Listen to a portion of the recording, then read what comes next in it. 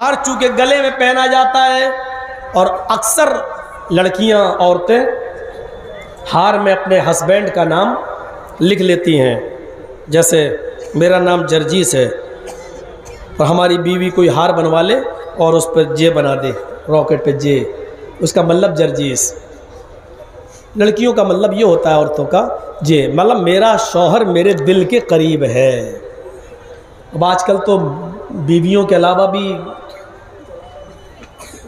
जो कुछ नटनियाँ हैं ये दूसरों के नाम डाल लेती हैं। आजकल चल रहा है, मतलब शादी हुई नहीं और फिर भी नाम डाल दिया आर राकेश है, और डाल दिया एन नसीम, और वो पहन रही है। अगर बीवी है और आपका नाम डाल रही है तो ठीक है, लेकिन अगर बीवी नहीं है, सिर्फ मंगेतर है, मंगनी हुई तब भी नहीं डाल सकती, क्योंकि आज मंगनी है ना, कल टूट भी सकती है, अभी तेरा हुआ थोड़ी है। और यह मंगनी भी नहीं होती है, वो तो नाम बाकायदा यहाँ गुदवा भी लेते हैं छुरी से। बहादुरी देखो। अरे यहाँ क्यों काटता है? आयशा की तरह छलांग लगा दे साबरमती में, कूद जा मर जा। इसमें इतना ही पागल है तू? नाम लगाते, गुदवाते हैं, गुदवाते छुरी से, और कुछ मशीन से खर करके पूरा उसमें नाम, साबुन लगाओ। सुन लो, जो अपने जिस्म पर गुदवाते हैं और गुदवाने के बाद जो आपने लिखवा दिया हाथ पैर, अगर वो ऐसी जगह पर है जहाँ आज़ाए वुज़ू में शामिल है तो आपका वुज़ू नहीं होगा। अगर आप नापाक हो गए और जिस्म के किसी हिस्से पर बना हुआ है और गुस्ल कर रहे हैं तो आपका गुस्ल नहीं होगा। और जिसने अपने जिस्म पर कुछ गुदवाया है और फिर उसका ऑपरेशन कराए बगैर, उसको मिटाए बगैर अगर मर गया तो ऐसे आदमी की नमाज जनाजा जायज़ नहीं है। ऐसे आदमी को मुसलमानों के कब्रिस्तान में दफन करना जायज़ नहीं है। ऐसे आदमी की जनाजे की नमाज पढ़ना जायज़ नहीं। ना बाबा, ना ना ना ना ना, इतना गुस्सा क्यों हो रहे हो? रहने दो बेटा, इस उम्र में इतना गुस्सा? अरे बुढ़ियाएं तो परेशान रहती होंगी। तो सुनिए मेरे भाइयों, ऐसे साहिब 100 सोने के सिक्के देगा, 10 हार। तो हार चूंकि दिल के बहुत करीब होता है, इसलिए उसको क्या कहा गया? अल्लाह के नबी के 10 वो सहाबा जो नबी के दिल के बहुत करीब थे, अल्लाह के नबी सल्लल्लाहु अलैहि वसल्लम ने उनको दुनिया ही में जन्नत में जाने की बशारत दे दी थी अपनी ज़िंदगी में। कौन है वो? आशरे मुबश्शरा। आए अबू बकर जन्नती, उमर जन्नती, उस्मान जन्नती, अली जन्नती, अबू उबैदा इब्ने अल जर्राह जन्नती, साद जन्नती, सईद जन्नती। एक एक करके अपनी जिंदगी में अल्लाह के रसूल ने 10 सहाबा को जन्नत में जाने की बशारत दी थी, जो इतने दिल के करीब थे। और नबी अकरम का दिल उन्होंने इतना खुश किया था कि अल्लाह के रसूल ने अपनी ज़िंदगी ही में उनको जन्नत में जाने की बशारत दे दी थी। 10 हार से मुराद अशरे मुबश्शरा। त्रिउड़ी शतान निवर्तान, 300 घोड़े, ये पर्यायवाची शब्द है जो बहादुरी के लिए इस्तेमाल किया जाता है। 300 घोड़ों से मुराद घुड़सवार, यानी जंगे बद्र में लड़ने वाले 313 सहाबे किराम। 10,000 गायें। गाय तुम्हारे यहाँ नहीं आया है, गाय का जिक्र हमारे इधर भी आया है। फर्क इतना है कि हम गाय के नाम पर राजनीति नहीं करते हैं और तुम गाय के नाम पर राजनीति करते हो। फर्क इतना है। 10,000 गाय देगा। लीजिए, अल्लाह और आपकी किताब में लिखा है कि 10,000 गाय।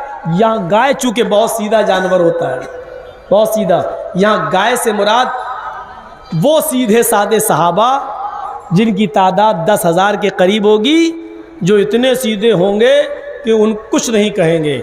अल्लाह के रसूल सल्लल्लाहु अलैहि वसल्लम के वो 10,000 सहाबा जो मक्के को फतह करने के बाद नबी अकरम सल्लल्लाहु अलैहि वसल्लम के साथ मक्के में दाखिल हुए, उनकी तादाद कितनी थी?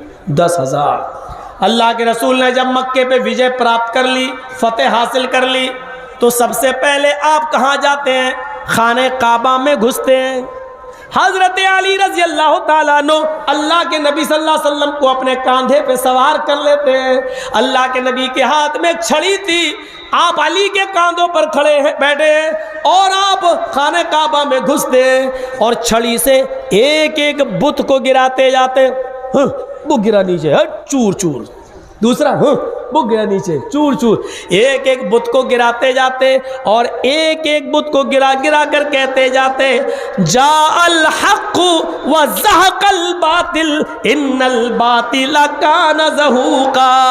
हक आ गया और बातिल मिट गया, और बातिल को तो मिटना ही था, बातिल को तो मिटना ही था। मेरे भाइयों, जब खाने काबा को 360 बुतों से पाक कर दिया, तब आप बाहर निकले। जब बाहर निकले तो लोग खड़े हैं लाइन से। एक सहाबी है हजरत साद, वो चीख चीख कर कह रहे हैं, आज तो बदला लिया जाएगा, आज के दिन तो बदले का दिन है। अरे मक्के वालों, तुमने हमारे रिश्तेदारों को मारा, हमें बहुत सताया, हमें मार मार के मक्का छोड़ के मदीने जाने पर मजबूर किया, तुमने खून की नदियां बहाई हमारे बेटों से, हमारे भाइयों से, आज तो बदले का दिन है, आज तो हम भी बदला लेंगे, आज तो तुम्हारे टुकड़े टुकड़े और बोटी बोटी कर देंगे। अल यौम यौमुल मलहमा, आज का दिन तो बोटी बोटी बोटी कर देने का दिन है, आज का दिन तो टुकड़े टुकड़े कर देने का दिन है, आज का दिन तो पीस पीस कर देने का दिन है, आज के दिन हम तुम्हें छोड़ेंगे नहीं। उधर अल्लाह के रसूल मुस्कुरा कर कहते हैं, बल अल यौम यौमुल मरहमा, बल अल यौम यौमुल मरहमा।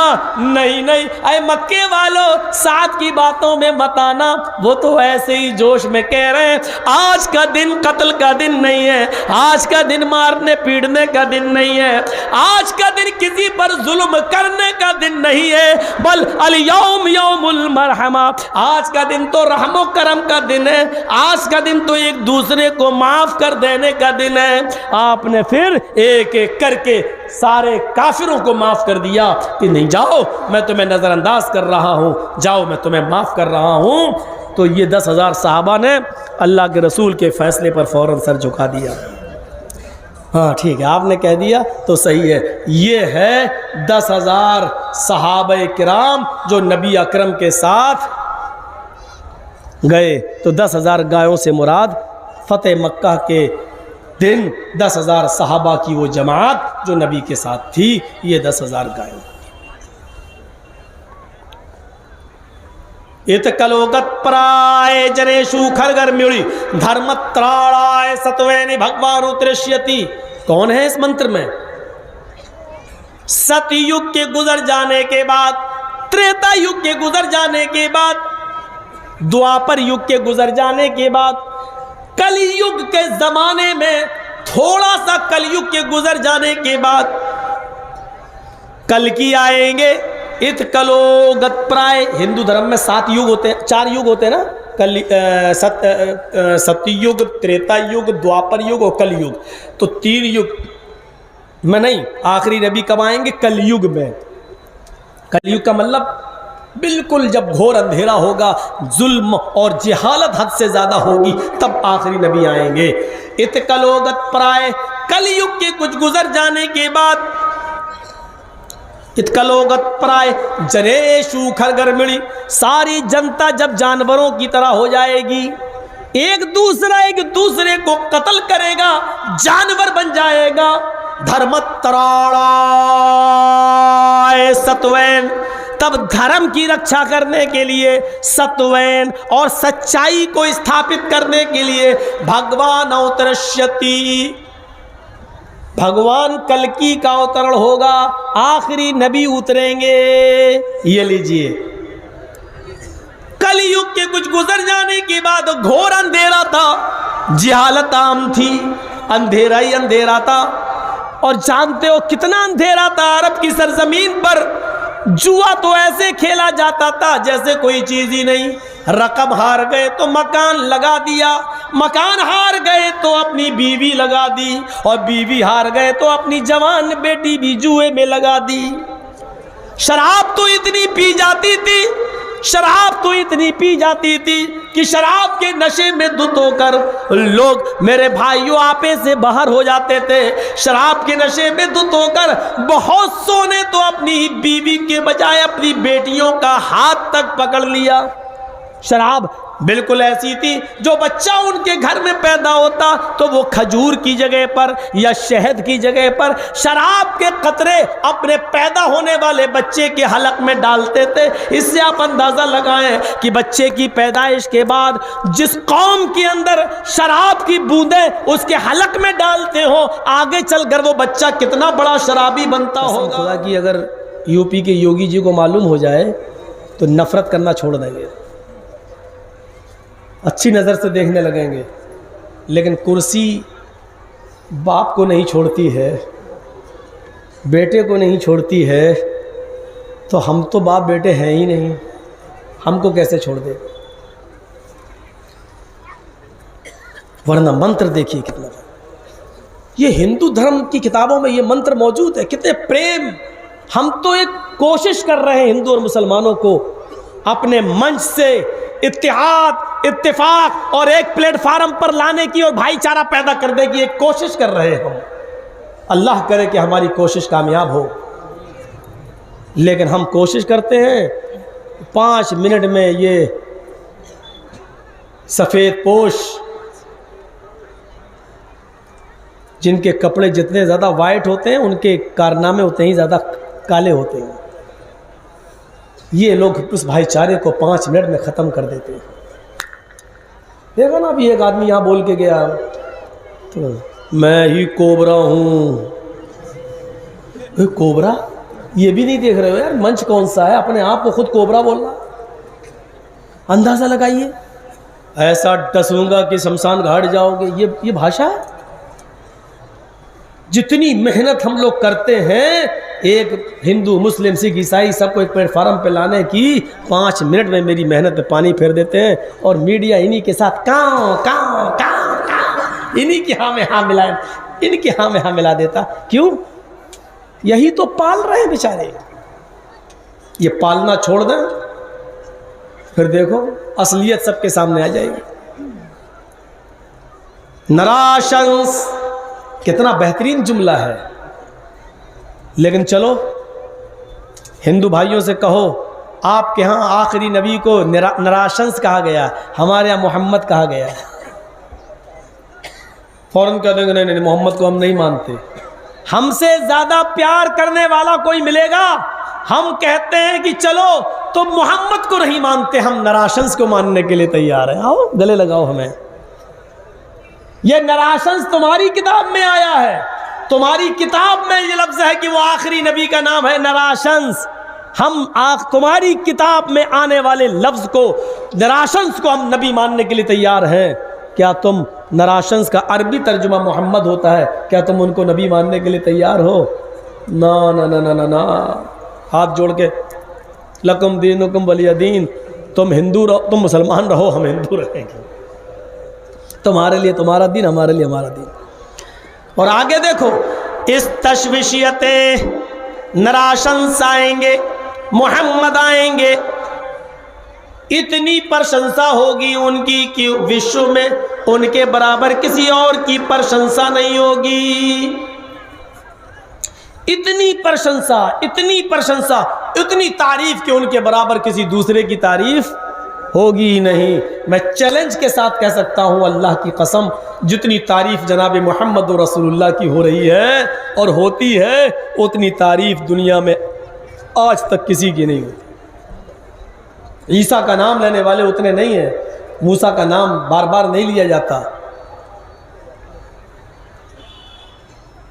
रामचंद्र जी का नाम तो सिर्फ राजनीति को सियासत के लिए रह गया है। वोट मांगना हो तो रामचंद्र जी याद आ जाते हैं, जबकि रामचंद्र जी महान पुरुष और मर्यादा पुरुषोत्तम थे। हर मुसलमान को रामचंद्र जी की इज्जत, उनका एहतराम करना चाहिए, क्योंकि वो मर्यादा पुरुषोत्तम थे। उनकी शिक्षाएं, उनकी तालीम पढ़िए, नाम पर मत जाइए। नाम हिंदू धर्म में राम हो सकता है, लेकिन उनकी शिक्षाएं और उनकी तालीम पर जाएं तो आप इज्जत करेंगे उनकी। और कुरान भी कहता है तुम दूसरों के बुजुर्गों को गाली मत दो, वरना वो जवाब में तुम्हारे असली रब को, तुम्हारे हकीकी रब को गाली देंगे। फयसुब्बल्लाह बिगैरि इल्मिन अदवन बिगैरि इल्मिन, वो दुश्मनी में तुम्हारे रब को गाली देंगे जिहालत की बुनियाद पर, बगैर इल्म के। अल्लाह के नबी फरमाते तुम दूसरों के बुजुर्गों की इज्जत करो ताकि वो तुम्हारे बुजुर्गों का एहतराम करें। हमें हदीस बताती है, मैं नबी की तालीम बताती है कि दूसरों के बुजुर्गों का अदब और एहतराम करना चाहिए। मर्यादा पुरुषोत्तम थे, महान पुरुष थे रामचंद्र जी, लेकिन उनका भी नाम इतना नहीं लिया जाता जितना जनाबी मोहम्मद रसूलुल्लाह का नाम लिया जा रहा है। आप वुजू बनाते हैं तो पढ़ते हैं बिस्मिल्लाह, वुजू के बाद की दुआ में नबी का नाम लिया जा रहा है, अशहदु अल्ला इलाहा इल्लल्लाह व अशहदु अन्ना मुहम्मदन अब्दुहु व रसूलुहु। यहां अज़ान के में नाम लिया गया, अल्लाहु अकबर अल्लाहु अकबर, अशहदु अल्ला इलाहा इल्लल्लाह। 11:16 हो रहे हैं मेरी घड़ी में। इस वक्त भी कहीं ना कहीं दुनिया के किसी न किसी कोने में ईशा की अजान हो रही होगी, और दुनिया के किसी न किसी कोने में इस वक्त फजर की अजान भी हो रही होगी, और दुनिया के किसी न किसी कोने में इस वक्त ज़ोहर की अजान हो रही होगी, और दुनिया के किसी न किसी कोने में इस वक्त असर और मगरिब की अजान भी हो रही होगी। हमारी घड़ी में 11:16 है, लेकिन इस वक्त कहीं ईशा का वक्त होगा, कहीं फजर का हो रहा होगा, कहीं ज़ोहर का है तो कहीं असर का, कहीं मगरिब का। अभी आधे मिनट के बाद फिर कहीं और हो जाएगा, फिर आधे मिनट के बाद फिर किसी और शहर में हो जाएगा। जैसे हमारे यहाँ आपके पाकुड़ में मगरिब की अजान जब होती है, हमारे यहाँ उस वक्त मगरिब की अजान होने में 40 मिनट बाकी रहते हैं। रमज़ान के महीने में यहाँ से बहुत से लोग जब हमें फ़ोन करते हैं तो मैं उनसे कहता हूँ साहब आधे घंटे के बाद फ़ोन करना, अभी हम लोग इफ्तार करने जा रहे हैं। बोला मैं इफ्तार कर रहा हूँ, क्यों? तो हम लोग तो नमाज भी पढ़ के आ चुके हैं। तो हमने कहा भाई हम आपके यहाँ नहीं ना हैं, हम अपने यहाँ हैं, इसलिए इफ्तार के बाद। हम तो कर चुके इफ्तार। हमने कहा हम तो नहीं किए हैं यार, बाद में बात करना। ओ ये होता है। तो देखिए यहाँ अजान का टाइम अभी है, फिर 1 मिनट के बाद कहीं और है, फिर 1 मिनट के बाद कहीं और है, 40 मिनट के बाद हमारे इटावा में आ जाता है। इसका मतलब ये बराबर हो रहा है। तो इस तरीके से इंसाइक्लोपीडिया ब्रिटानिका का क्रिश्चियन राइटर लिखता है 1 सेकंड भी ऐसा नहीं जाता, 24 घंटे में 1 सेकंड भी ऐसा नहीं जाता जिस सेकंड में अशहदु अन्ना मुहम्मदर रसूलुल्लाह कहकर मुहम्मदुर रसूलुल्लाह का नाम न लिया जा रहा हो, जनाबे मुहम्मदुर रसूलुल्लाह का नाम ना अदा किया जा रहा हो। इतना नाम बुलंद कर दिया अल्लाह तबारक व तआला ने जनाबे मुहम्मदुर रसूलुल्लाह का। तो इतनी तारीफ। यहाँ अजान ख़त्म हुई ला इलाहा इल्लल्लाह, तो अजान के बाद की दुआ में मुहम्मदुर रसूलुल्लाह का नाम, अल्लाहुम्मा रब्ब हाज़िहि दावति ताम्मा व सलातिल क़ाइमा आति मुहम्मदनिल वसीला वल फजीला व बअसहु मक़ामम महमूदा अल्लज़ी वअदता। मेरे भाइयों आप देख लीजिए इस दुआ में भी जनाब मुहम्मदुर रसूलुल्लाह सल्लल्लाहु अलैहि वसल्लम का नाम, जहां अल्लाह का नाम लिया जा रहा है वहीं पर जनाब मुहम्मदुर रसूलुल्लाह का नाम भी लिया जा रहा है। नमाज पढ़ने खड़े हुए तो अल्लाहु अकबर कहकर खड़े हो गए, लेकिन नमाज खत्म करने से पहले अत्तहियात में आपको पढ़ना पड़ता है अशहदु अन्ना मुहम्मदन अब्दुहु व रसूलुहु। आप अगर यहाँ कह रहे हैं अल्हम्दुलिल्लाहि रब्बिल आलमीन अर्रहमानिर रहीम, अल्लाह का नाम ले रहे हैं, तो नमाज खत्म करने से पहले दरूद शरीफ पढ़ते हैं, उसमें नबी अकरम का नाम आपको लेना पड़ता है, अल्लाहुम्मा सल्ली अला मुहम्मद अल्लाहुम्मा बारिक अला मुहम्मद। तो मेरे भाइयों इस तशविशियते पूरे विश्व में, पूरी दुनिया में उनसे ज्यादा नाम किसी का नहीं लिया जाएगा। किताब तुम्हारी है, हम तो तुम्हें सिर्फ रोशनी दिखा रहे हैं। पंडितों ने जो उंगलियां रख ली हैं, हम तो उनकी हाथ की उंगलियों को हटा के सिर्फ तुम्हें किताब बता रहे हैं। ये है तुम्हारी किताब में नराशंस, ये है मुहम्मदुर रसूलुल्लाह का जिक्र। इदम जना उपश्रुतो नराशंसिस्तश्विष्यते षष्टिम सहस्त्रा नवीतम चकौरम अरुष मेधु ददमहे। षष्टिम 60, सहस्त्र 1000, 60,000, नवीतम 90, 60,000 90, कौरम अरुष्मेधु नवीतम चकौरम। 60,000 90 दुश्मनों से हम उस कल्कि की उस नराशंस की रक्षा करेंगे, उस मुहाजिर की हम रक्षा करेंगे, उस शरारती की हम रक्षा करेंगे।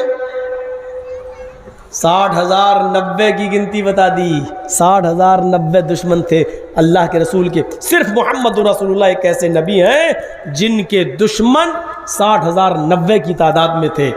जंग खंदक में 10,000, जंग खैबर में 10,000, 10 और 10 20, 40,000 रूमियों का लश्कर जो मदीना में आया था, अहले मदीना की ईंट से ईंट बजाने, और अल्लाह के रसूल अपने 3,000 लश्कर के साथ जब निकले तो 40,000 के लश्कर के पैर उखड़ गए और भागे तितर बितर हो गए।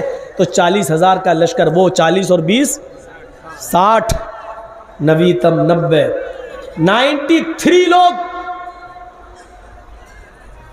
ऐसे थे जो अल्लाह के रसूल सल्लल्लाहु अलैहि वसल्लम के साथ इस अहदो पैमान पर रह रहे थे कि आप पर कोई हमला करेगा तो मैं आपका साथ दूंगा, और आप पर कोई हमला करेगा तो मैं आपका साथ दूंगा, और हम पे कोई हमला करेगा तो आप हमारा साथ दीजिएगा। आपने कहा ठीक है। उसमें से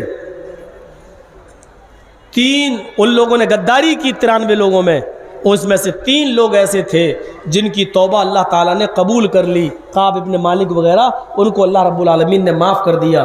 तो 93 गद्दारों में से 3 की तौबा कबूल हो गई। तो 93 में से 3 निकाल दो तो कितने बचे? 90। 60,000 उधर और 90 इधर, 60,000 90 टोटल जितनी हिंदू धर्म की किताब में लिखा है, और वो भी वेद में, अथर्ववेद के 20वें कांड के 127वें सूक्त के पहले मंत्र के अंदर ये चीज इतनी स्पष्ट लिखी हो, लेकिन कुर्सी पर बैठे लोगों को नहीं दिखाई देगी। उनको तो बस जैसे ही हमारी सरकार आएगी, टीएमसी के गुंडों को तख्ती पर मौत जिंदगी की भीख मांगते हुए देखोगे। पता नहीं कैसे लोगों ने इनको कुर्सी का हकदार बना दिया। कुर्सी भी बद्दुआ देती होगी अल्लाह।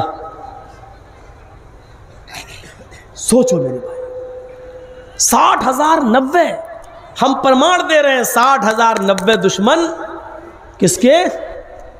मोहम्मद रसूलुल्लाह सल्लल्लाहु अलैहि वसल्लम। हम ये नहीं कहा उनके जरिए मरवा देंगे या नराशंस मारे जाएंगे, नहीं, हम उनसे हिफाजत करेंगे। इतने दुश्मन होने के बावजूद अल्लाह ताला ने मोहम्मद रसूलुल्लाह सल्लल्लाहु अलैहि वसल्लम की हिफाजत फरमाई। नबी अकरम सल्लल्लाहु अलैहि वसल्लम को चोट लगी ज़रूर, लेकिन किसी दुश्मन के हाथ से आप मारे नहीं गए, कत्ल नहीं किए गए। जंग ओहद में आपके दंदाने मुबारक शहीद ज़रूर हुए, खून ज़रूर निकला, 2 दांत टूट ज़रूर गए, लेकिन आपको किसी ने कत्ल नहीं किया। अल्लाह ताला ने हिफाजत फरमाई। हम उस नबी की, उस शरणार्थी, उस मुहाजिर इशारा हिजरत की तरफ, मक्का छोड़ के आप मदीने की तरफ गए, हम उस मुहाजिर की 60,000 90 दुश्मनों से हिफाजत करेंगे।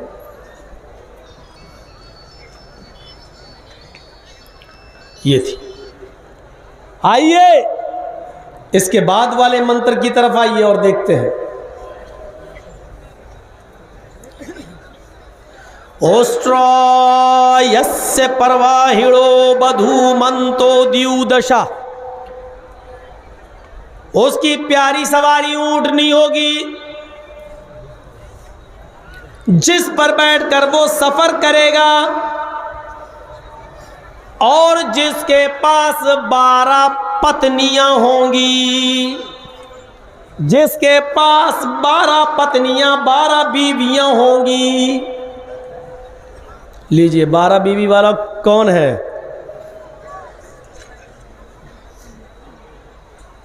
रामचंद्र जी के पास एक ही थी, ईसा अलैहिस्सलाम की थी ही नहीं। इब्राहीम अलैहिस्सलाम की 2 बीवियों का जिक्र तो कुरान में आया, सारा और हाजरा। हदीस की कुछ किताबों में एक और बीवी तीसरी का भी जिक्र हुआ है।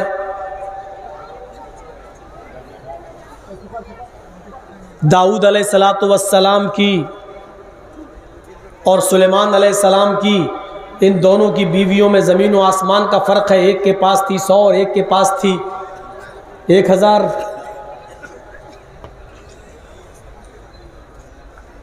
लेकिन सवाल यहाँ 1000 और 100 वालों से नहीं है। सवाल यह है कि हिंदू धर्म की किताब कह रही है 12 बीवी वाला आखिरी नबी होगा, जिसके पास 12 बीवी होंगी। 12 बीवी वाले कौन थे? कृष्ण जी के पास तो 16,108 थी। सबसे ज़्यादा रिकॉर्ड तोड़ पत्नियां किसकी थी? कृष्ण जी की, 16,108। चारों तरफ गोपियां, बीच में कन्हैया।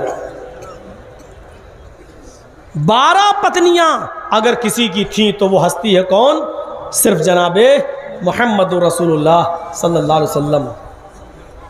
यकीन नहीं आए तो आप पूछ लो उलमा से, पढ़ लो हदीस की किताबें। ये अलग बात है किसी ने 7 बीवी बताई, किसी ने 11 भी बताई, किसी ने 12 भी बताई। 7 जब कोई बताता तो इसका मतलब यह है कि वो नबी की ज़िंदगी में ज़िंदा थी और बाकी नबी की ज़िंदगी में इंतकाल कर गई थी। मौजूद थी 7, लेकिन निकाह आपके कितनों से हुए? 12। अब 12 बीवियों के नाम तो हमको भी नहीं मालूम होंगे। आप लोग याद दिलाते जाइएगा, मैं पहले ही कह दे रहा हूँ, शायद हमें याद ना हो। खदीजा 1, सौदा 2, आयशा 3, हफ्सा 4, उम्मे सलमा 5, उम्मे हबीबा 6। कैसे खींचूं? ज़ैनब बिनते जहश 7, ज़ैनब बिनते खुज़ैमा, एक जहाश की बेटी ज़ैनब और एक खुज़ैमा की बेटी ज़ैनब। कितनी हो गई? 6, 2, 8। हफ्सा कितनी हो गई? हफ्सा बोल दिए, कितनी हो गई? 8। और चलिए, रेहाना 9, मैमूना 10। अब 2 और याद नहीं आ रही, किसी को याद है? हाँ, सफ़िया 11 है। एक और है, नहीं, मारिया किप्तिया तो लौंडी थी अल्लाह के रसूल के, उनसे निकाह नहीं हुआ था। हाँ, उम्मे सुलैम नबी की बीवी नहीं थी, उम्मे सुलैम अबू तलहा की बीवी थी। एक और है कोई, और देखिए मेरे जहन से निकल गई। सफ़िया आ गई और रेहाना, मैमूना, ये सब हो गई। चलिए, इंसान है, मैं भी। अल्लाह के रसूल तो नमाज की रकात तक भूल गए थे। 4 रकात वाली नमाज 5 पढ़ा दिए थे, कभी 3, तो होता है भूल चूक। तो मेरे भाइयों, ये 12 बीवियाँ किसकी थी?